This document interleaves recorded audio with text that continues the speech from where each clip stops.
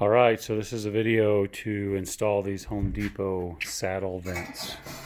Hopefully just to save you a bunch of time because it took me forever to figure it out. I looked online all over the place and couldn't find anything. So let's get to it. This is the tools that I used. Your tools may be different.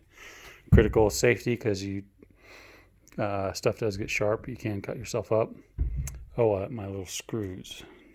All right, resuming. I forgot my little screws over there. You definitely need those to tighten down the tin. That aluminum tape is invaluable. You'll need some shears, and I don't know if you're doing one or if you're doing multiple. If you're doing multiple, the very last vent you'll use for a template, and the rest you'll use to install, and then the last one you can bend back in shape once you've created your hole. You definitely need a marker, the hammer, and the utility knife helps start the hole into the existing tin, and that flathead screwdriver I use just to pry it open so that I can get my Sawzall in it. Sawzall is what's really nice that I have that most people probably don't have. You can cut the entire hole with using the hammer, and that it's just hard to be accurate. You can also use this, but it's real hard to cut straight lines with tin snips. So this is my setup, and now let's get to work. We'll turn it to pause. Okay, so we recording? Mm-hmm. Okay, so you need to decide first. The thing that took me forever to do is to bend this thing out and make this into a rectangle template. So I have a step ladder here. I do need a step ladder even though I am tall. But basically, once you've got this bent out in place, then you're ready to make your rectangle. Okay.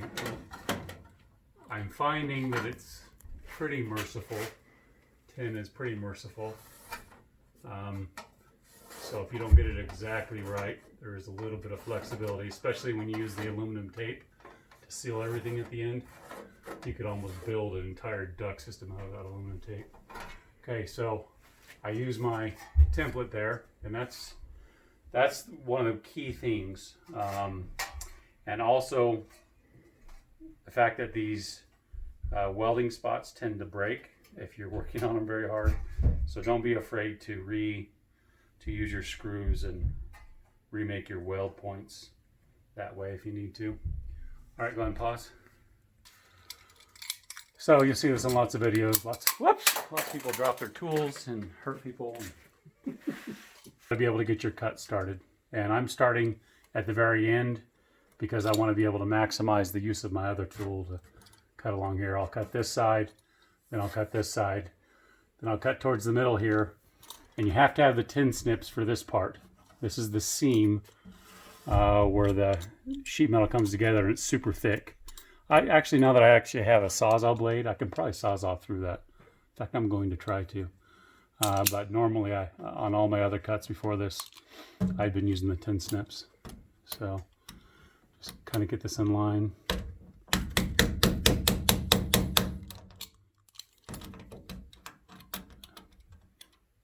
I think these are the Harbor Freight Deluxe tools. Okay, and I've seen people actually just cut the whole thing like that, and you certainly could. I just had problems with how accurate I thought it was. Okay, and these will usually give you a little bit of flexibility.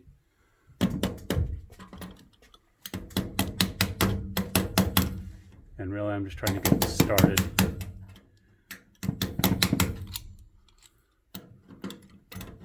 This one's a little awkward. Okay, so you can see I got it started. I got my handy dandy. I'll widen that up a little bit so it's easier to get my Sawzall blade in there. Okay, and let me go grab my Sawzall. And my goggles, and my gloves, because if I was going to cut myself on something real sharp, it would be probably sometime in these later stages. Alright, so usually we'll hold on to it because it likes to shake really bad.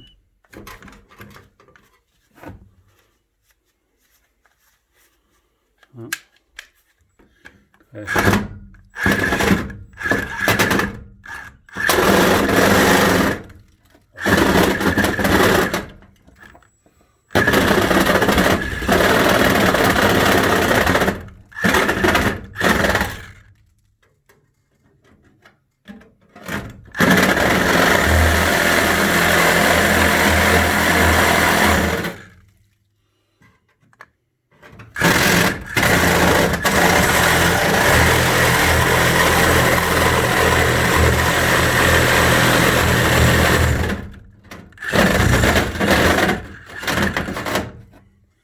Okay, and then I'll do the same thing to get through this. I'll probably use the tin snips or the hacksaw. If you have a hacksaw blade, you should be able to get through there.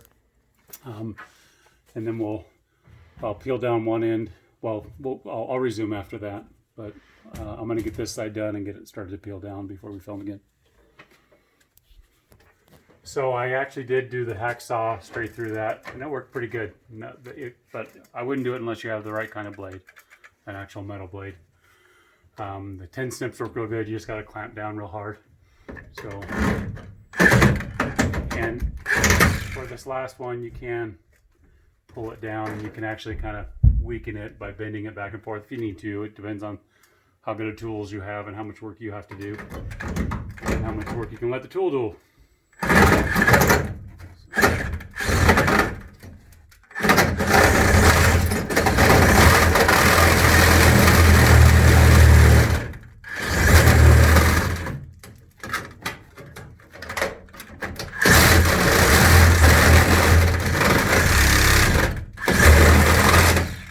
You can see that it was vibrating the whole thing a ton. Didn't want to let me cut it very well.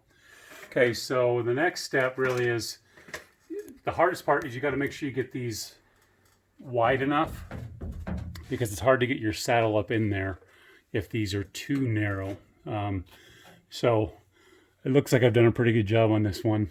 Let me go grab the saddle and then I'll show you.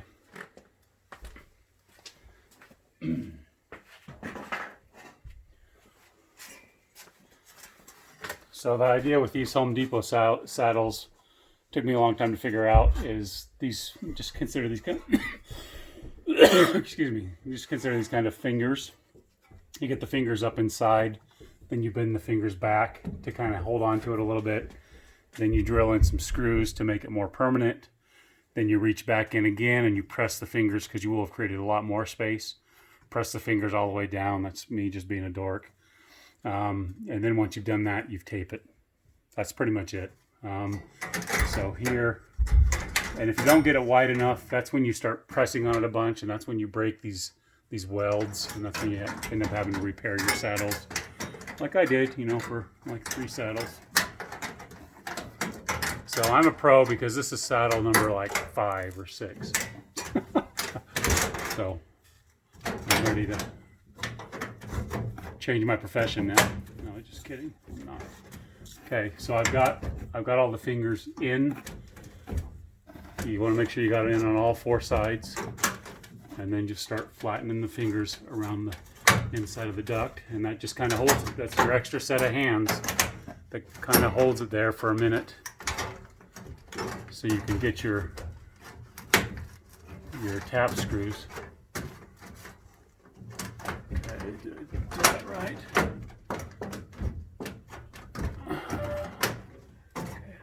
Not ready yet. Tap screws. Okay, he's out. Now I messed up here. I've got to get. Okay.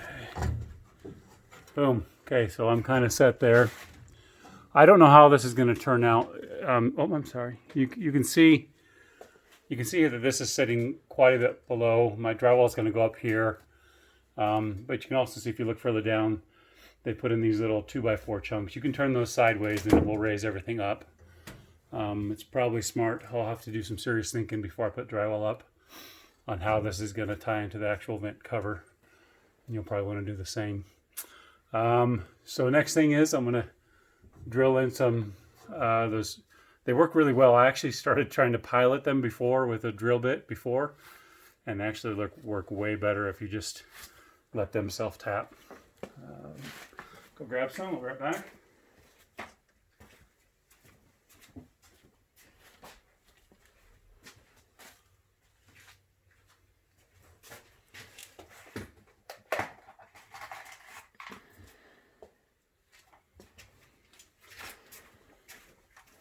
And I've just been doing 3 on either side.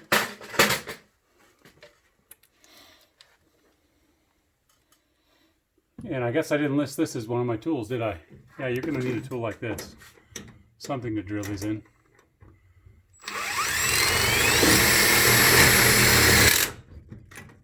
See, they self-tap really nice. And sometimes you can't predict it. It'll self-tap in weird, and it will actually kind of bend this, distort it a little bit. I try not to do that, but I'm not smart enough to figure out a way not to do that.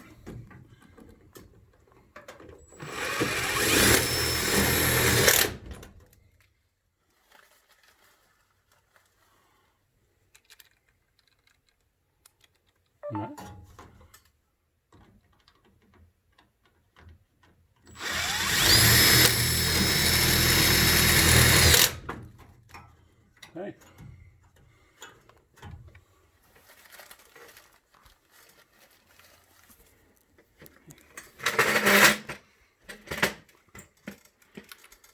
Step ladder works.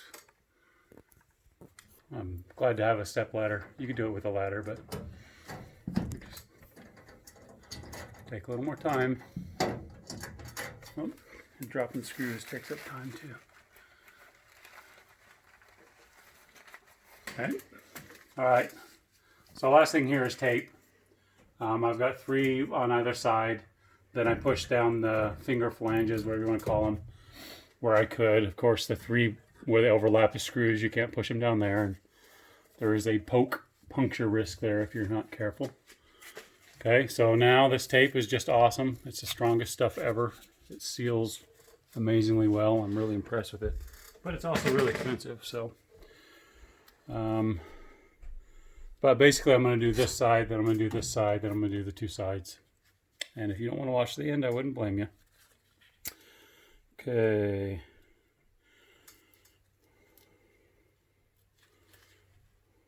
Right here. It likes to curl back on itself. Just try to make sure I get the bottom part because it's like insta-stick. So I try to account for my corner and my angle and get that taken care of. Then I just take whatever it will give me to go around the corner.